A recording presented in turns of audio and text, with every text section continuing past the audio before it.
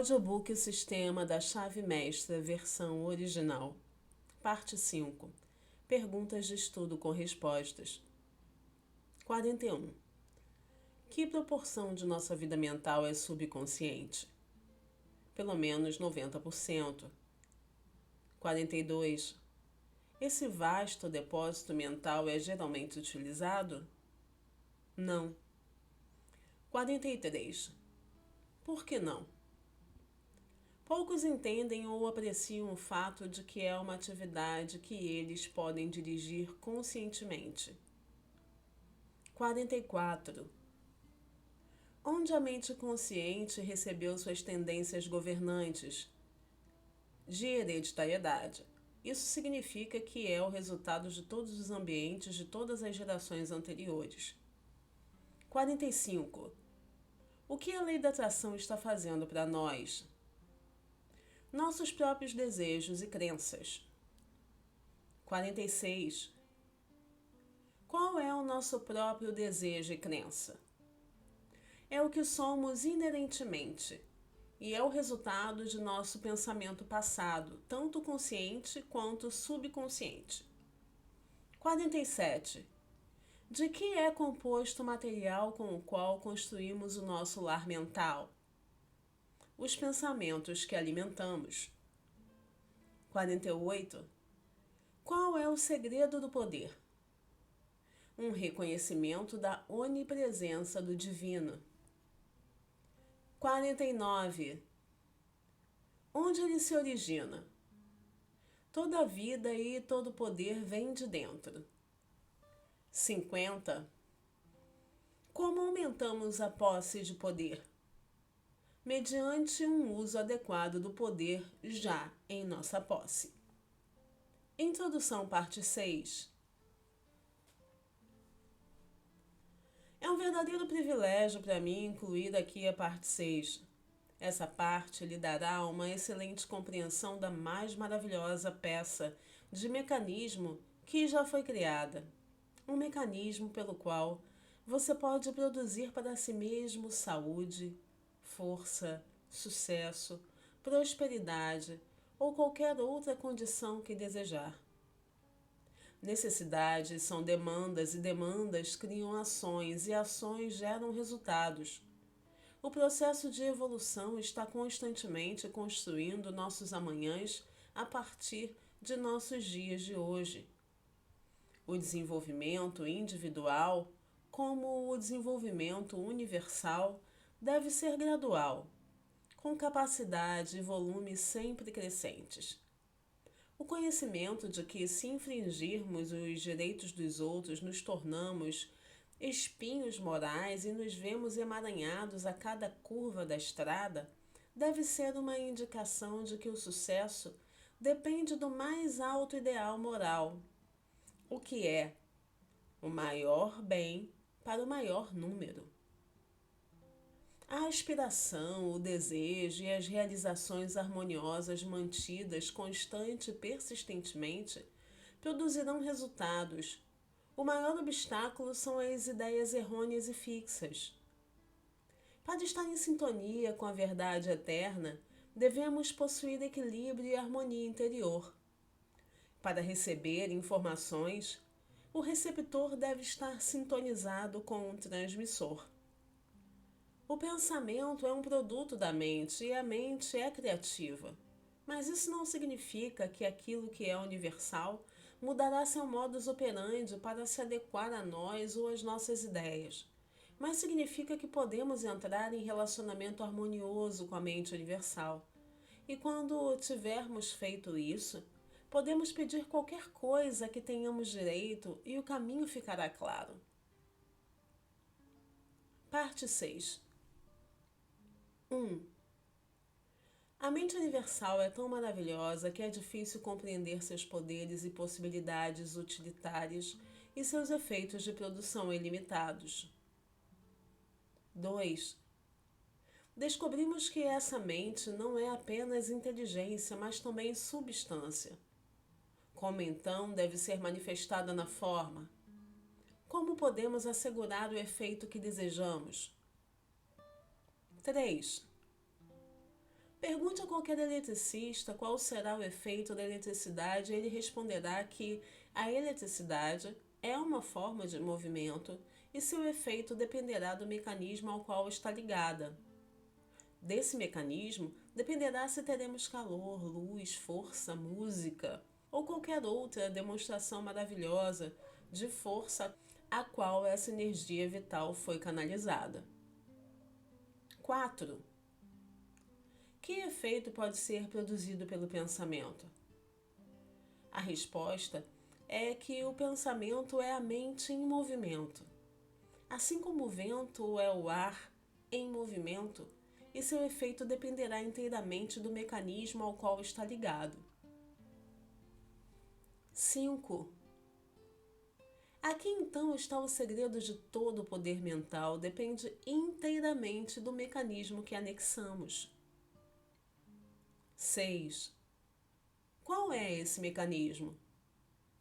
Você sabe algo sobre o mecanismo que foi inventado por Edison, Bell, Marconi e outros magos elétricos, pelo qual o lugar, o espaço e o tempo se tornaram apenas figuras de linguagem? Mas você já parou para pensar que o mecanismo que foi dado a você para transformar o poder potencial onipresente, universal, foi inventado por um criador maior do que Edison? 7. Estamos acostumados a examinar o mecanismo dos implementos que usamos para arar o solo e tentamos compreender o mecanismo do automóvel que dirigimos. Mas a maioria de nós se contenta em permanecer na ignorância absoluta da maior peça do mecanismo de toda a existência, o cérebro do homem. 8. Vamos examinar as maravilhas desse mecanismo. Talvez, com isso, possamos compreender melhor os vários efeitos dos quais é a causa. 9. Em primeiro lugar, existe o grande mundo mental no qual vivemos, nos movemos e existimos. Esse mundo é onipotente, onisciente e onipresente. Responderá ao nosso desejo em proporção direta ao nosso propósito e fé. O propósito deve estar de acordo com a lei do nosso ser, ou seja, deve ser criativo ou construtivo. Nossa fé deve ser forte o suficiente para gerar uma corrente de força necessária para trazer nosso propósito à manifestação. Tal como é a tua fé, assim seja contigo. Isso tem o selo do teste científico. 10. Os efeitos produzidos no mundo exterior são o resultado da ação e reação do indivíduo sobre a mente universal. Esse é o processo que chamamos de pensamento. O cérebro é o órgão por meio do qual esse processo é realizado. Pense na maravilha de tudo isso. Você ama música, flores, literatura, ou é inspirado pelo pensamento de gênios antigos ou modernos? Lembre-se de que toda beleza a qual você responde deve ter seu contorno correspondente em seu cérebro antes que você possa apreciá-la. 11. Não há uma única virtude ou princípio no depósito da natureza que o cérebro não possa expressar. O cérebro é um mundo embrionário, pronto para se desenvolver a qualquer momento conforme a necessidade. Se você puder compreender que esta é uma verdade científica e uma das maravilhosas leis da natureza, será mais fácil compreender o mecanismo pelo qual esses resultados extraordinários estão sendo alcançados. 12. O sistema nervoso foi comparado a um circuito elétrico com sua bateria de células nas quais a força é originada e sua matéria branca a fios isolados pelos quais a corrente é transportada. É por meio desses canais que todo impulso ou desejo passa pelo mecanismo. 13. A medula espinhal é a grande via motora e sensorial pela qual as mensagens são transmitidas do cérebro e para o cérebro. Então há o suprimento de sangue mergulhando nas veias e artérias, renovando nossa energia e força, a estrutura perfeitamente disposta sobre a qual todo o corpo físico repousa. Enfim, a pele delicada e bonita vestem todo o mecanismo com um manto de beleza. 14. Esse então é o templo do Deus vivo, e o indivíduo a quem eu chamo de eu recebe o controle e o resultado dependendo de sua compreensão do mecanismo que está sob o seu controle. 15. Cada pensamento põe as células cerebrais em ação. A princípio, a substância sobre a qual o pensamento é dirigido falha em responder. Mas se o pensamento for suficientemente refinado e concentrado, a substância finalmente cede à força do pensamento e se expressa perfeitamente. 16. Essa influência da mente pode ser exercida sobre qualquer parte do corpo, causando a eliminação de qualquer efeito indesejável. 17. Uma concepção e compreensão perfeitas das leis que governam o mundo mental não podem deixar de ser de valor inestimável nas transações comerciais, visto que desenvolve o poder de discernimento e dá uma compreensão e apreciação mais clara dos fatos. 18. O homem que olha para dentro em vez de olhar para fora não pode deixar de fazer uso das forças poderosas que irão determinar seu curso na vida, e assim colocá-lo em vibração com tudo que é melhor, mais forte e mais desejável. 19. A atenção ou concentração são provavelmente os elementos essenciais mais importantes no desenvolvimento da cultura da mente. As possibilidades de atenção, quando devidamente dirigidas, são tão surpreendentes que dificilmente pareceriam verossímeis para os não iniciados. O cultivo da atenção é a característica distintiva de todo homem ou mulher de sucesso e é a mais alta realização pessoal que pode ser adquirida. 20. O poder da atenção pode ser mais facilmente compreendido comparando-o com uma lente de aumento em que os raios do sol são focalizados. Eles não possuem nenhuma força particular. Enquanto o vidro é movido e os raios dirigidos de um lado para o outro, mas deixe o vidro ser mantido perfeitamente imóvel e deixe os raios focados em um ponto por qualquer período de tempo. O efeito se tornará imediatamente aparente. 21. O mesmo ocorre com o poder do pensamento. Deixe o poder ser dissipado, espalhando o pensamento de um objeto para o outro e nenhum resultado será aparente. Mas concentre esse poder por meio da atenção ou concentração em um único propósito por qualquer período de tempo e nada se torna impossível. 22. Isso é remédio muito simples para uma situação muito complexa, dirão alguns. Tudo bem, experimente. Você que não teve nenhuma experiência em concentrar o pensamento em um propósito ou objetivo definido, escolha qualquer objeto e concentre sua atenção nele para um propósito definido, mesmo que por 10 minutos. Talvez você descubra que não pode fazer isso. A mente vagará uma dúzia de vezes. Virão estupores e será necessário trazê-la de volta ao propósito original.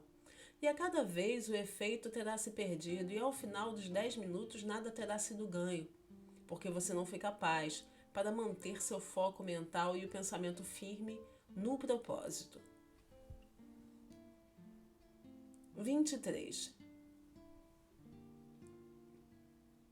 É, no entanto, através da atenção que você finalmente será capaz de superar obstáculos de qualquer tipo que apareçam em seu caminho para frente e para cima. E a única maneira de adquirir esse maravilhoso poder é pela prática. A prática leva à perfeição, tanto nesta como em qualquer outra coisa na vida. 24. Para cultivar o poder da atenção, leve uma fotografia com você para a mesma cadeira, na mesma sala, na mesma posição de antes. Examine-a atentamente por pelo menos 10 minutos. Observe a expressão dos olhos, a forma das feições, as roupas, a forma como o cabelo está arrumado. Na verdade, observe cuidadosamente cada detalhe mostrado na fotografia. Agora cubra e feche os olhos e tente ver mentalmente. Se você pode ver todos os detalhes perfeitamente e pode formar uma boa imagem mental da fotografia, você está de parabéns. Caso contrário, repita o processo até que possa fazê-lo. 25. Essa etapa tem como objetivo simplesmente preparar o solo. Na próxima etapa, estaremos prontos para semear a semente. 26. É por meio de exercícios como esses que você finalmente será capaz de controlar seu estado de espírito, sua atitude, sua consciência. 27. Os grandes financistas estão aprendendo a se afastar cada vez mais da multidão, para que tenham mais tempo para planejar, pensar e gerar os estados mentais adequados. 28. Homens de negócios de sucesso estão constantemente demonstrando o fato de que vale a pena manter contato com o pensamento de outros homens de negócio de sucesso. 29. Uma única ideia pode valer milhões de dólares. E essas ideias só podem vir para aqueles que estão receptivos, que estão preparados para recebê-las, que estão em um estado de espírito de sucesso. 30. Os homens estão aprendendo a se colocar em harmonia com a mente universal. Eles estão aprendendo a unidade de todas as coisas. Eles estão aprendendo os métodos e os princípios básicos de pensamento, e isso está mudando as condições e multiplicando os resultados. 31. Eles estão descobrindo que as circunstâncias e o ambiente seguem a tendência do progresso mental e espiritual. Eles descobrem que o crescimento segue o conhecimento, a ação segue a inspiração, a oportunidade segue a percepção, sempre o espiritual primeiro, depois a transformação nas possibilidades infinitas e ilimitadas de realização. 32. Como o indivíduo é o canal de diferenciação do universal, essas possibilidades são necessariamente inesgotáveis. 33. O pensamento é o processo pelo qual podemos absorver o espírito de poder e manter o resultado em nossa consciência interior até que se torne parte de nossa consciência comum. O método de alcançar esse resultado pela prática persistente de alguns princípios fundamentais, conforme explicado nesse sistema, é a chave mestra, que abre o depósito da verdade universal.